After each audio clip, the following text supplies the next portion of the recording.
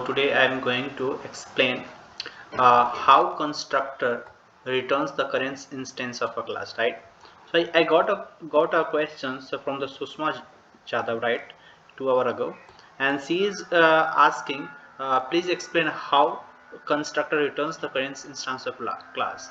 So this is the video that you can refer the link, right? So I have I have uploaded this video some day ago, and in this I have explained how construction returns the any value Hey and guys, this inherited is Hirababu and and you are watching. the data, right? So you can see I have already given this video. Okay, so you can go through and you can check out. Let me explain first, and then I will share the link to her here. Okay, so let's begin with Java interview questions and the concept behind this, right? So okay, so she has asked? She has asked how constructor returns the instance of a class, right? See, so let's see. So if we have a class student, right? If we have class student that have some attribute like integer ID, right, and string name, right? If we have a class that contains its attribute like id and name, so when we are going to create the object, right? So how we will create? We will create the student. This is an object, and we are going to write student, right?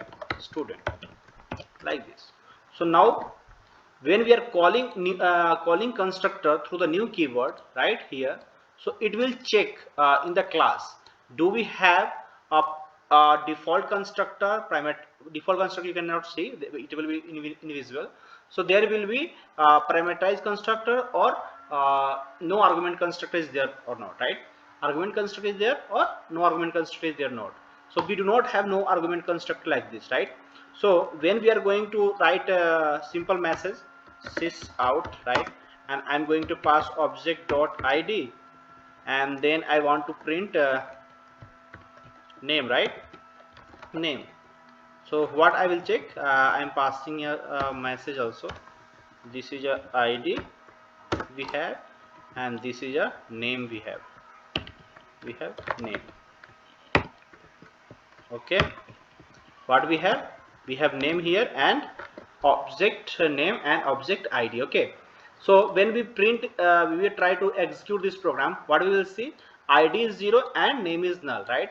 So by default we have a default constructor that gives you the default value of this id and this, so it gives you the current instance of a class, right? So current instance means what? This is a constructor that is a default constructor internally it calls. It gives you like this, right? So so it gives you how it sets the value 0 and null, right? So this dot id, if we write 20, right? If we write 20, and this dot name, if we writing any like I'm going to write Tarun, right? So how you will do? Now how it internally calls, you can see. So when we have no argument constructor and it contains some implementation, right? So it gives you those value that we are setting through the constructor. It means now you can understand, it returns you the current instance. What current instance we have? The constructor we have, the data it gives you, right, internally.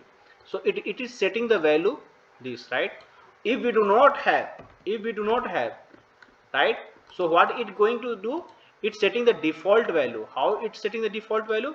So this is the constructor internally java compiler setting the value 0 and name like null. Okay, name like null. So if we are trying to print this one, you will get the same value, right? So this is done by, this is this is done by git compiler. Okay, compiler will check the class contains any no argument constructor or parameterized constructor, right? Which constructor we are calling here. So it will check there. If that is not there, it will gives you the default value. So in the case of parameterized constructor, it should be there, or in the case of default constructor, or we can say no argument constructor, it should be written here. Otherwise it will compiler will set this default value of the attribute id or name. So Now I think you are very clear about this concept, how construct returns the current instance of the class. If you have any doubt, please let me know in the comment box. Okay.